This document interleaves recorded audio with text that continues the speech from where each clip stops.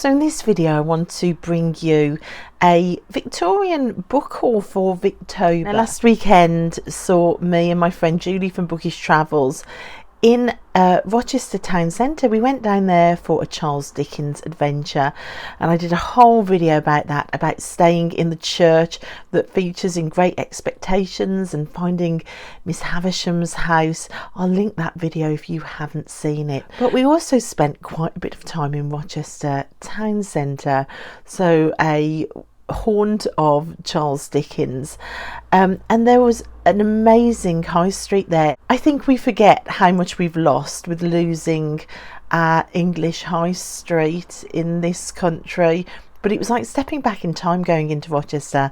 The high street is still alive and buzzing, and it was just incredible to wander up and down. Now, we went into Rochester twice actually. We spent a whole day in Rochester before we went to the church, and we returned to Rochester after our overnight stay in the church to finish doing some bookshop hunting.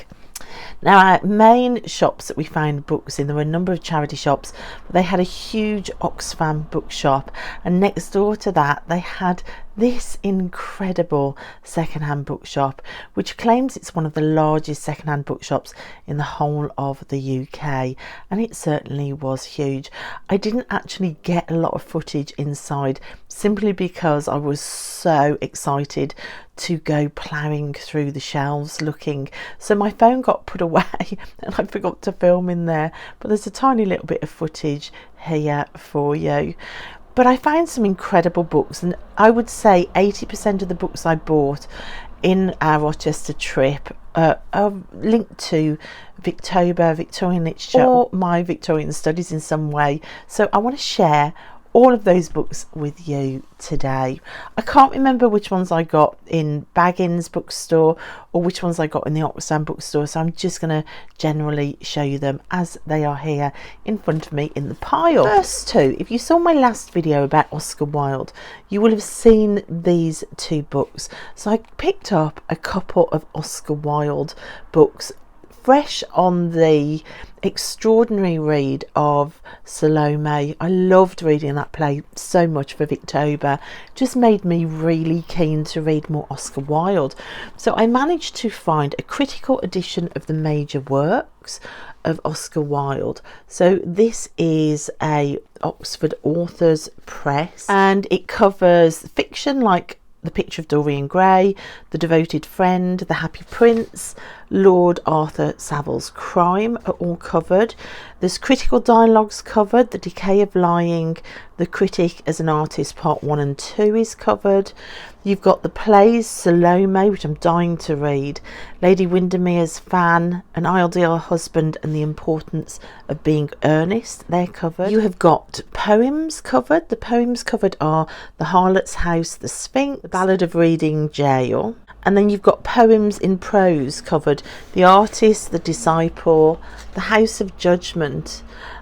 So there's a full breadth of his writing covered, which I'm going to be really interested as I read those things to read up the follow-up criticism in here. And then there's also a Thames and Hudson Literary Lives series. Oscar Wilde, this is a book by Vivian Holland. You've got loads of photography throughout this book and artwork. So again, I think that is going to be a really interesting read. Of course, Oscar Wilde's life, absolutely full of scandal and imprisonment and tragic in many ways. I think he's going to be really interesting to find out more about. I only know the bare basic details at the moment. Okay, then I also found a Thomas Hardy book. Now, this is actually going to be our read for the Thomas Hardy read along next month. This is the November read, The Return of the Native, and I found it in this Macmillan edition. Now, if you've watched my previous videos, including the Victober video sharing all my favourite Victorian covers, you will know that I am collecting these Macmillan Press covers. I do actually already have this book. I found this in a Penguin edition secondhand, so I do have The Return of the Native already, but I just couldn't resist getting the Macmillan cover as well. One of the titles that I had yet to find, so it was just great to find it. I still think I'm going to probably end up reading from the Penguin edition, just because this is a lot more fragile. But yeah, that's going in with my Macmillan covers edition, and you can see, like all the others, it's this rather kitsch photography using real people, which I just love. Right then, because Rochester is so linked to Charles Dickens, I found a few Charles Dickens books actually. This first one sounds absolutely fascinating. Charles Dickens and the House of Fallen Women. And I read the blurb and I wasn't too sure what it was about, to be honest. There's nowhere really that it describes what it's about, but because some of my themes for study next year around the idea of fallen women and marriage, I thought, well, just get it and then you can read it and find out. But I've since opened up the back cover, and somebody, the previous owner, has put in the back cover a newspaper cutout from the Daily Telegraph dated the 9th of the 7th 2001, and it is a review of this book, and the review is titled Dickens Liked Fallen Girls Clean. What a title of a newspaper article. So I read it, and it says that this is a collection of 14 letters demonstrating Charles Dickens' fascination with fallen women. The correspondence, addressed to Georgina Mawson, the proprietress of a refuge for women in distress, was found in the Devon home of one of her descendants. They show that Dickens took an intimate interest in the women sent to the refuge and in their personal hygiene. In one letter, the author requests Mrs. Mawson to ensure that one of the girls is perfumed before he sees her. In another, he asks, will you send underclothing to Eliza Wilkin? With money for her to get a warm bath or two would be better, and instructions to her to do so that she may be perfectly clean and wholesome, and make her an appointment to call. As with Gladstone, Dickens' interest in fallen women has been subject of debate. Some have argued it was sexual in nature, although his biographer Peter Ackroyd maintains the fascination was innocent. The letters going on sale were written between 1849 and 1854 and were sent to the refuge in Shepherd's Bush, West London, which was a red light district at the time. The letters confirm that Dickens not only assisted in the financial affairs of the home, but also took an active part in the selection of clients, said Robin Fenner, an auctioneer from Tavistock.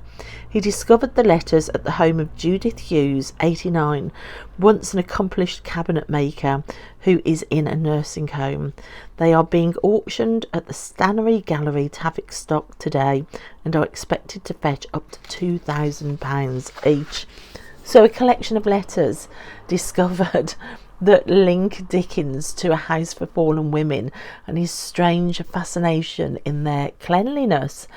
It sounds suspicious to me, and I'm already quite disappointed in finding out that Charles Dickens was an adulterer. So I am hoping that when I read this book, it just doesn't add to my dissolving image of Dickens. It just sounds a fascinating read, and I cannot wait to find out what these letters are all about. Okay, then George Eliot. I've read no George Eliot yet. I do have some George Eliot reading planned in already for 2026. The Victorian reading is continuing over into next year. Middle March is one of the first books I've got planned to read. So I found Key Women Writers series, Gillian Beer's book on George Eliot, which sounds fabulous. It covers things like the woman's question, Reading Women Writers, Putting on Man's Apparel, the early fiction, The Dark Woman Triumphs, Passion in the Middle of the Floss, Fostering Fictions in Romola, Silas Marner and Felix Holt, Middlemarch and the Women's Question, and then Voice and Vengeance in the Poems and Daniel Deronda. So you think, considering George Eliot is coming into the mix next year for me, that was just a must buy when I found it. I also found, on that theme of George Eliot, a contemporary critical essays on Middlemarch. So that just seemed as well absolutely fascinating. It's got loads and loads of inscriptions in the front. This was only £1.50, and it covers things like art, ideas and aesthetics in Middlemarch, ideology and literary form, Middlemarch and the idea of the classic realist text, optic and semiotic in Middlemarch, George Eliot and the wisdom of balancing claims, organic fictions in Middlemarch, Middlemarch, an experiment in time, Middlemarch and vocation, love and the women's question, and Middlemarch and the women's question again. So that sounds like that will be a really useful read. I found also another couple of notes. There was a whole shelf of these, and I wish actually I'd have got more. I wish I'd have even if I just bought all of the Dickens books or all of the Thomas Hardy books, just wish I'd have got more. So I remembered that The Return of the Native is next month's read, so I picked up the York notes for that book, and we haven't got to the Mayor of Casterbridge yet, so I grabbed the Mayor of Casterbridge in note forms. For me, I think these are like they're like the lectures that I'm missing not being at university, or they're like the chats with the tutors that I'm missing not being at university. And I think I'm going to look for more of these moving forward, with the idea of my DIY literature degree study, and the fact that I don't just want to feel like I'm reading, although that's massively important. As somebody that has come into this DIY literature degree not at all well read in the classics, with only previously a couple of classics under my belt, reading the classics is the majority part of what I'm calling my DIY literature degree, but I wanted it to be something more as well. So I think these extras make it feel more like I'm actually studying, and that's what I want it to be. I also picked up this fascinating book, Can Jane Eyre Be Happy? More Puzzles in Classic Fiction by John Sutherland. Now this is a World's Classic series. This is a follow-up, it says on the back, to the first of his books called Is Heathcliff a Murderer? Of course, I'm desperate to find that book now as well.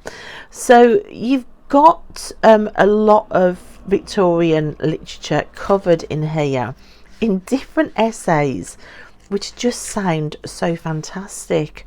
So you've got Why the Single Footprint in Robinson Crusoe, The Pug, Dog or Bitch in Jane Austen's Manfield Park, How Vulgar is Mrs. Elton from Emma, What Does Mr. Pickwick Retire From, which is an essay about the Pickwick Papers, Why is Fagin hanged and why isn't Pip prosecuted in Oliver Twist, and Great Expectations. Who Gets What in Heathcliff's Will, which is an essay about Wuthering Heights. Can Jane Eyre Be Happy? How Many Pianos Has Amelia Sedley in Vanity Fair? Will She Ever Come Back is a reflections about Shirley, Charlotte Bronte's Shirley. What Happens to Mrs. Woodcourt from Charles Dickens' Bleak House. You've got The Barchester Towers That Never Was, which is looking at Anthony Trollope's work. How Good an Oarswoman is Maggie Tulliver, talking about The Mill on the Floss by George Eliot. How Good a Swimmer is Magwitch, talking about Great Expectations. And there's loads and loads of different essays throughout this. I don't know how satirical this is, or how comedic it is. I mean, it sounds funny, but I don't know how serious this is yet, but it does sound fascinating. Then I found this one. This is J. Hillis Miller's book about fiction and repetition. Now, I'd seen this online and I'd seen it going for upwards of like £70 online. I actually picked it up for £5, so I thought that was really good. You've got books like Wuthering Heights covered. Got the Wuthering Heights chapter talks about repetition and the uncanny in literature, which I just think is going to be fascinating. You've got Tessa the D'Urbervilles is another chapter, repetition as immanent design. You've got the Well Beloved covered, the compulsion to stop repeating. Mrs. Dalloway and Between the Acts is covered as well. But there are a number of Victorian novels covered in here with the idea of repetition within fiction and how that can work. So I just thought that was a really interesting look at literature and a certain aspect of literature.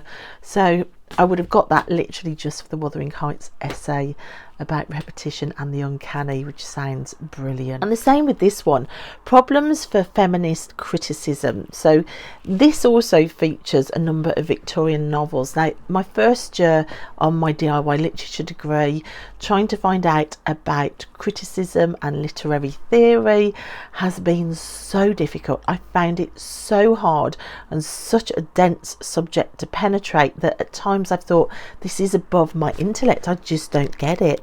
So I next year am planning just to focus on feminist criticism, just to take it slowly, just to pick one form of literary criticism, just because I find it so difficult to wrap my head around.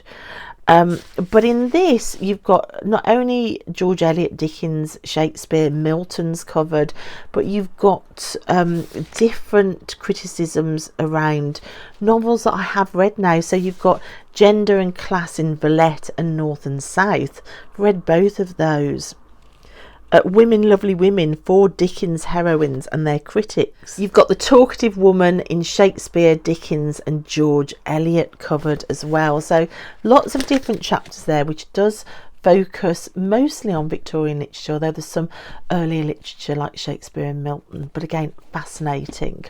And then one that links directly to Thomas Hardy, who I have loved discovering this year.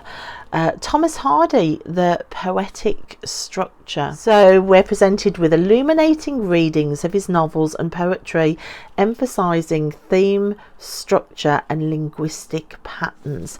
So a different way of looking at Hardy's work. Again, this is instead of going to a series of lectures or having a tutor teaching me, I'm having to get that knowledge through books like this. So this again is another one that I've seen quite expensive online. I picked this one up for £4.50. So this would have been a Baggins bookshop book, and I was really excited to find it. I also picked up, as well as the Oscar Wilde biography, another couple of biographies. I can remember these were from the Oxfam bookshop. So I picked up Charles Dickens At Home. I loved the cover of that. This is like full colour plates throughout, and I think this just sounds fantastic. As we were walking around Rochester, we were trying to work out just where in Dickens' timeline his time in Rochester fitted in, and we both realised that we kind of didn't know, and it made me really want to find out more about Dickens's life. I do have another Dickens biography which I haven't read yet, but this just looks so full of pictures and visuals and based more around settings and homes that I thought, no, I'm going to pick this one up. And then I was really excited to find this one, Dorothy Wordsworth's Illustrated Lakeland Journals, the complete edition. I just think this looks amazing. And next year I am going to try and add in, around the Victorian reading, some study about the Romantic period and Romantic literature, and of course Wordsworth and the poetry, and his sister Dorothy's work is something that I am going to want to look at.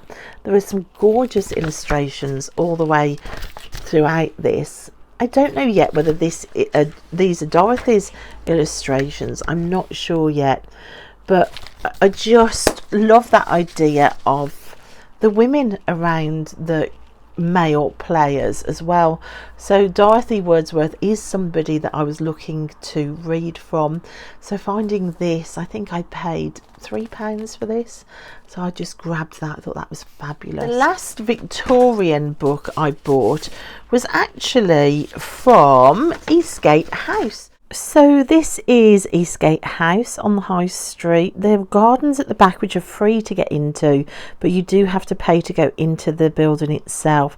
It was a girls' school in Dickens' time, and it isn't sure whether Dickens ever came into this building, especially considering it was a girls' school. However, he did use this building as the inspiration for the nun's house in The Mystery of Edwin Drood. And now if you go into the house itself, you will see it set up to reflect its time as a school, and they're fantastic. Look at this atmospheric embroidery on the wall. There's fantastic art and ceilings and architecture, but there's also a nod to the fact that Charles Dickens used it as an inspiration. Look at that incredible original wall covering. Here is some images of the roofs as well, the ceilings in the rooms, and it is just an amazing atmospheric building, which, talking to the staff there, they did tell us had certain apparitions appearing, and both me and Julie on this visit saw exactly the same apparition on the same staircase. When we mentioned this to the staff when we returned to the shop, they said that staircase and that apparition is exactly the apparition that is well documented and well seen. Just a shadowy sort of child's height shadow on the stairs. Before we get to that staircase, we were, however, very impressed with this absolutely gorgeous fireplace. Just look at all the different tiles there. Isn't that just the most stunning bit of detail? So yeah, an atmospheric visit which saw us afterwards going out into the gardens to see Charles Dickens' writing chalet, which he wrote a lot of his later works in, and he was actually writing in this chalet the day before his unexpected death, which you can read about here on this sign. But I was just blown away by this chalet. What an inspirational place to write and work in. This is a leaflet that I picked up to find out more about the writing chalet, and you can see there's pictures of it in his garden. It was actually dismantled and rebuilt in these gardens in Rochester. You can see it here. It is in disrepair now, and you can't actually go inside it, but the English Heritage Fund, which I'm a member of, and this is the kind of reason why I'm a member of English Heritage, they are trying to save to bring it back to life. This gives you a little information about the chalet. It says, what is it? Charles Dickens' writing chalet was a place of peace and imagination, a personal retreat where the author found inspiration and a space to write. Originally located in the gardens of his home at Gad's Hill, the upper floor offered views across the marshes and a quiet stillness that nurtured creativity. It's said that Dickens used mirrors placed around the room to rehearse his characters aloud, refining the voices that would later shape his novels and plays. The chalet was, quite simply, where stories came to life. And I love that, and they are looking to restore it and to reopen it, so that would be fascinating.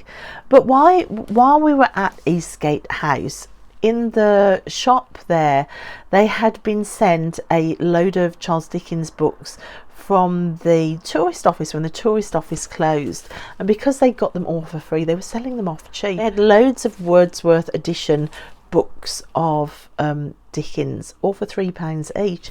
Now, I had all the books that were there, not in Wordsworth editions, but I had them in other editions. The only one that I didn't have was this one, The Complete Ghost Stories of Charles Dickens. Now, I have been reading Charles Dickens all through the year. Every month I've attempted another Charles Dickens book. December I've got the Pickwick Papers planned to read, which is a big book. And then for November I had Martin Chuzzlewit planned, which is also an incredibly big book. And I just thought it's going to be too much reading those two huge books. And I really wanted to do Gothlit November and just read Gothic books next November, next month. So I thought, why don't I put Martin Chuzzlewit on hold and just get this one and read The Complete Ghost Stories by Charles Dickens in November. It fits with that kind of Gothic literary theme. So that's what I'm going to do. So I picked this up for £3. The stories that you've got in here, there's one called The Queer Chair, A Madman's Manuscript, The Goblins Who Stole a Sexton, The Ghost of the Mail, The Baron of Groswig, A Christmas Carol, which I've read, The Haunted Man and the Ghost's Bargain, To Be Read at Dusk, The Ghost in the Bride's Chamber, The Haunted House, The Trial for Murder, The Signalman, Christmas Ghosts, The Lawyer and the Ghost, 4 Ghost Stories, The Portrait Painter's Story, Captain Murderer and the Devil's Bargain, The Testator's Visitation, A Child's Dream of a Star, and Well Authenticated Wrappings. All the stories in there. That's a lot of short stories, which is something I've not read yet by Dickens, apart from a few of the Christmas novellas I've read. But so I'm really excited to read that one. So those are all the Victorian linked books. So you can see that most of that haul was Victorian literature, which is why I wanted to include it in a Victober video. I'll quickly, very quickly, because this is a long video now, just show you the few others that I found. So I found a Penguin modern classic by Margaret Drabble, who is an author that I have never read before. This is called The Waterfall, which sounds fantastic. It's the story of Jane Grey, a poetess and failed wife. She's considered herself a disaster area until the husband of her alter ego, cousin Lucy, climbed into her bed. So a story of the fallen woman again, which is just a phrase I've picked up from all of these Victorian novels. I also found a Sir Walter Scott book. I've only ever found Rob Roy, which is sat in my bookcase down here waiting for me for when I get to that era of writing.